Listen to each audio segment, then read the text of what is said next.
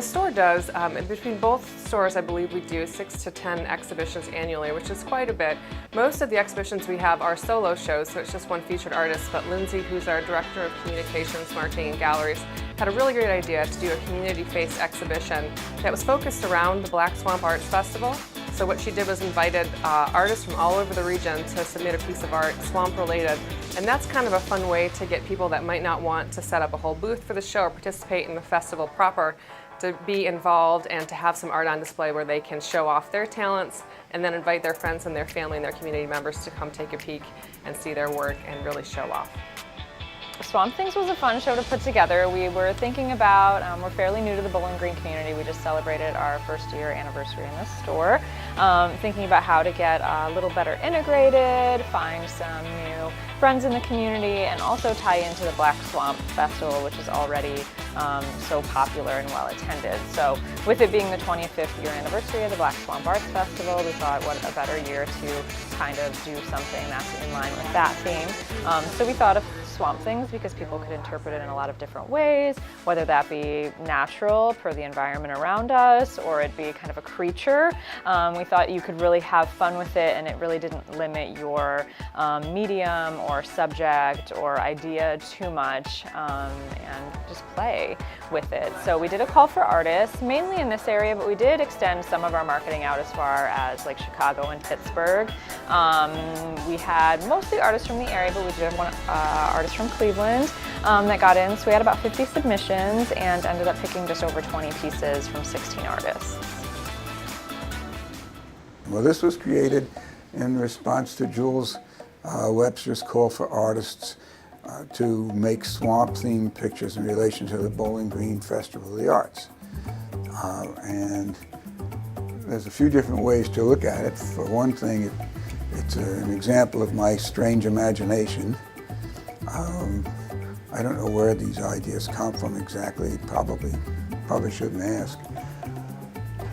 For someone who's interested in composition and in art, the background is relatively, not a lot of contrast. I mean, you can see the different structures, but it's relatively muted, and that helps it recede. And then all the color and the detail that's in the foreground brings it forward. Fairly consistent color, some greens and some earth colors, most of the color composition. And there's kind of a circle that leads the eye around. All of that is very deliberate planning. So the fundamental issue of where the ideas come from, I have no explanation. So a lot of my work recently has to do with personal experiences, memory, this idea of nostalgia and how nostalgia can kind of be twisted. Memories aren't always happy, and even the happy memories sometimes are always kind of tinged with a little bit of sadness.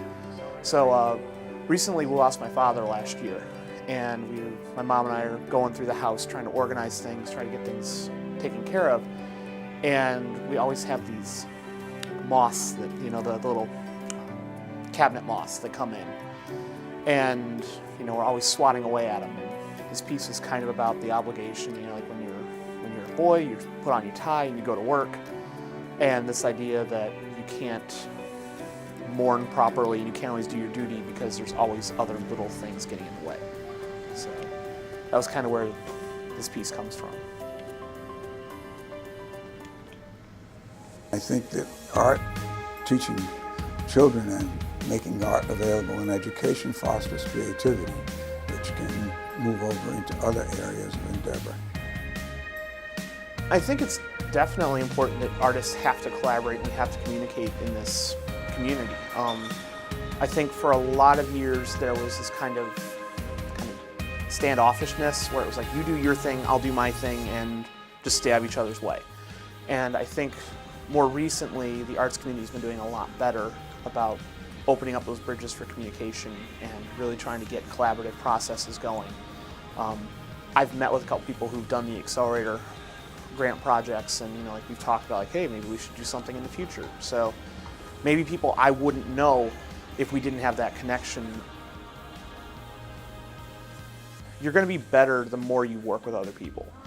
because you get more ideas. This idea of an artist being someone who goes into their studio, locks the door behind them, and comes out, 48 hours later, not showered and haven't eaten. That idea is less realistic now, because we're in a global community now. So social media matters, collaboration matters. We can't escape it, so why wouldn't you embrace that?